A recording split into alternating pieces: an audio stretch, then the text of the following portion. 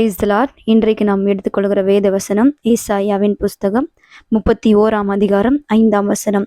பருந்து காக்கிற பட்சிகளைப் போல சேனைகளின் கர்த்தர் எருசலேமின் மேல் ஆதரவாயிருப்பார். அவர் அதை காத்து தப்ப பண்ணுவார். அவர் கடந்து வந்து அதை விடுவிப்பார். பிரியமானவர்களே, இன்றைக்கு நாம் ஆதரவில்லாமல் தனிமையின் பாதிலே, இழப்புகள் மத்தியிலே, வேதனையின் மத்தியிலே இருக்கலாம். ஆனால் கர்த்தருடைய வார்த்தை உங்களுக்கு வருகிறது. சேனைகளின் கர்த்தர் தாமே உங்கள் மேல் அவர் ஆதரவாயிருப்பார். உங்களை காத்து அவர் தப்ப பண்ணுவார். எந்த காரியத்திலே தப்பிக்க முடியாமல், ஒரு விடுதலை இல்லாமல், ஒரு சிறையிருப்புகள் மத்தியிலே வாழ்கிற உங்கள் மத்தியிலே கர்த்தர் வார்த்தை வருகிறது. அவர் கடந்து வந்து உங்களை விடுவிக்கவும், உங்களை காத்து தப்ப பண்ணவும் கர்த்தர் தாமே வல்லவராய் இருக்க நாம் ஜெபிக்கலாம்.